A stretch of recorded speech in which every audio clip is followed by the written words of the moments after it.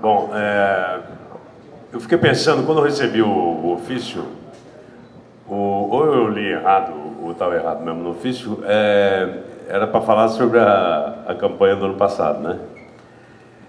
A campanha que aconteceu para a presidência da República. Depois a gente começou a trocar DMs no Twitter e não era para o futuro, né? Era o que vai ser nas eleições municipais. Eu comecei a pensar no assunto.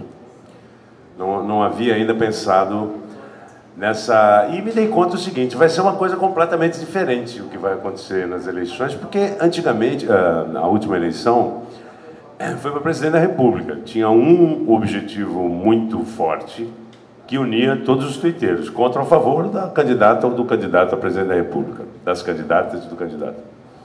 Eu acho que agora, para prefeito, vai mudar tudo.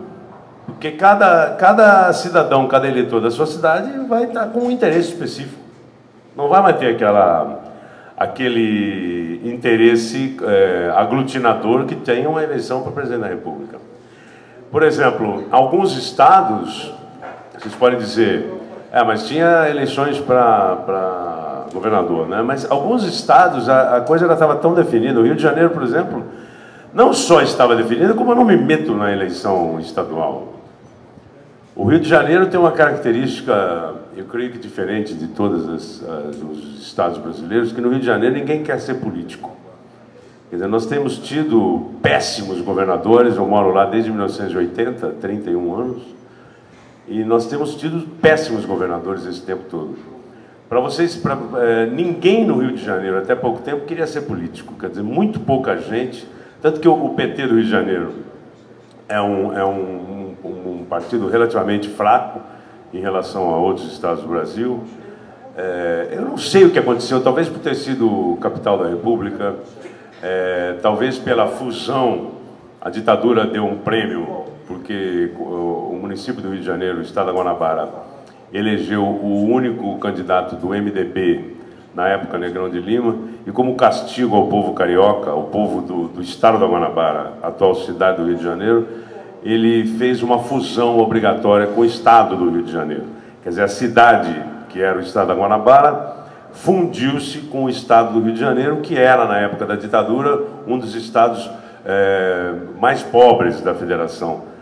Quase tão pobres, ou talvez tão pobres quanto os estados do Nordeste eram naquele tempo. E isso prejudicou muito a cidade do Rio de Janeiro, o estado da Guanabara. E eu não sei, um estado muito corrupto, né? O estado do Rio já era um estado onde havia muita corrupção. E quando houve essa fusão e criou-se o estado do Rio de Janeiro fundido com o estado da Guanabara, eu não sei que processo político, social, tem que ser estudado isso, mas o fato é que ninguém de bem queria ser político no Rio de Janeiro.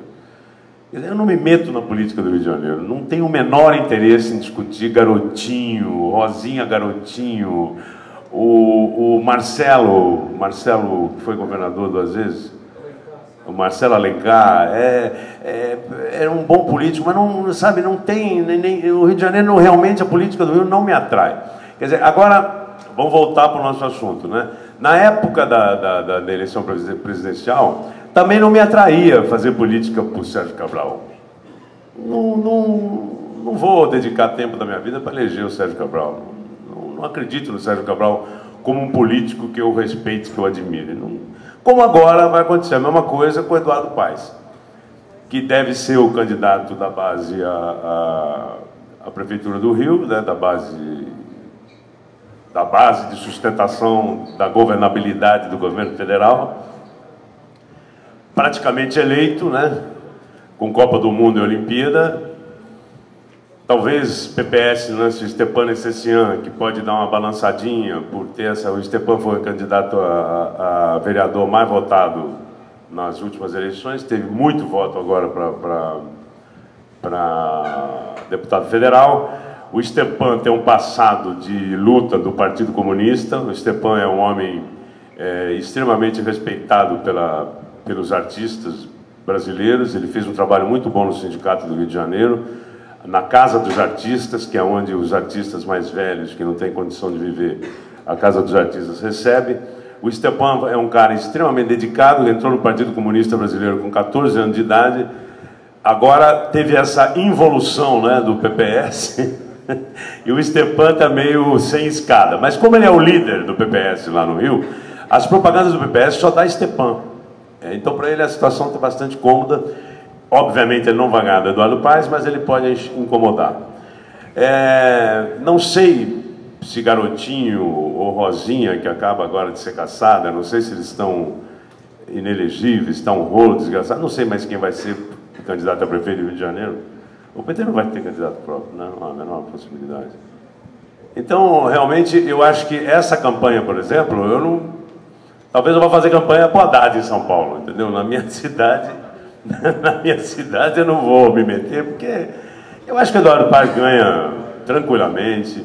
Mas, basicamente, o que eu queria lançar aqui para a gente conversar é essa coisa da atomização que vai haver no Twitter pela eleição ser municipal. Quer dizer, Ulisses Guimarães que dizia, né? Ninguém diz onde você mora. Normalmente você fala a cidade onde você mora, né? Você não fala o estado. Você fala a cidade. Aliás, quem conhece o seu eleitor é o prefeito, né? O Ulisses falava muito que a pesquisa tem que fazer em cada cidade com o prefeito, porque o prefeito é o cara que anda na rua do município, especialmente em municípios menores e tal, e tem aquele contato direto com o cidadão, né?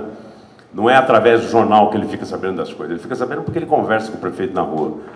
Obviamente que o Twitter, todo mundo antes de ser twitteiro mora numa cidade, a cidade vai ter eleição e a pessoa vai se envolver com a eleição do seu município. Eu não conheço o município de todo mundo com que eu tweeto junto, que eu troco mensagem. Não conheço as cidades todas. Então vai ser muito difícil a gente levantar uma hashtag, por exemplo, botar nos trending topics nessa eleição, porque ou você faz a campanha a partir de partidos, né, que aí você pode uniformizar, ou vai ser atomizada a campanha no Twitter, não tem outro jeito, pela circunstância da eleição. Eu acho que essa vai ser a grande diferença da eleição para presidente da República e essa para prefeito. Uma outra coisa que me ocorreu é que, pela proximidade do eleitor, do cidadão, do seu prefeito, o que não há quando o candidato é presidente da República, quer dizer, a relação do candidato da Dilma, da Marina, do Serra, com o seu eleitor era muito mais diluída, muito mais distante do que vai ser agora. Então, eu acho que a importância do Twitter, por exemplo, que é a rede social que eu mais uso, vai ser muito diminuída, porque as pessoas nas suas cidades vão ter um contato mais direto com a campanha. Assim como essa campanha para presidente da República foi a primeira vez que o Twitter foi utilizado, as mídias sociais foram utilizadas dessa maneira tão intensa, eu acho que para prefeito, na próxima eleição, eu acho que vai ser a mesma coisa, vai ser a primeira experiência forte, né, das mídias sociais nas eleições municipais, que há 4 anos atrás, há 3 anos atrás, ainda não havia tanta força assim. Eu me lembro na última campanha do Lula para presidente, em 2006, eu estava no Acre, fazendo... Hein? Em 2006 eu estava no Acre na eleição. Eu fiquei lá no Acre um tempão gravando Amazônia, e as discussões eram feitas pelo meu blog, nos comentários do blog, né? O pau quebrava era nos comentários de blog, né? Não havia ainda essa coisa. E eu acho que, bom, vamos ver. Eu acho que vai ser a primeira vez. Eu não sei o que eu vou fazer na eleição este ano. Acho que eu vou ficar vendo o Ceará, porque realmente não tenho que dar palpite em prefeitura. Vai fazer como eu, criou um monte de inimigos na eleição passada. Cada tuitada é um inimigo, um blog, um gol. Foi muito engraçado falar em inimigo. Um dos caras que eu bati muito e apanhei muito no Twitter foi o Índio, né? O vice-índio. Porque eu conhecia umas coisas do Índio lá no Rio de Janeiro. O Índio é um bobão. É um bobão, coitado. Encontrei com ele anteontem em Brasília, num hotel. Foi uma saia justa, porque ele não caiu a ficha imediatamente. Ele veio falar comigo com o ator da Globo. No meio do abraço, acho que caiu a ficha que eu era aquele ator da Globo, entendeu? que brigávamos muito na campanha. E eu falei, pô, você pegou pesado comigo. Pô, mas você acabou comigo, não sei o quê. Ficamos reclamando nos outros 10 minutos. Depois falou, bom, parabéns pelo seu partido, acaba de ser aprovado. Como é que você sabe? Faz 2 minutos. Eu falei, Twitter, já está no Twitter.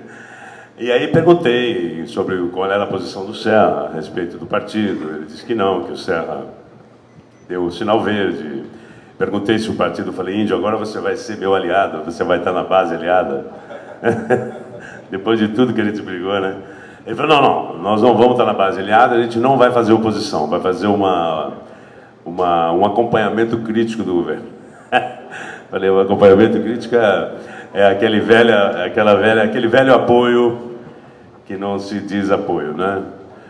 Mas vai ser muito engraçado. Ele disse que vai votar com a base aliada. Política, isso chama política.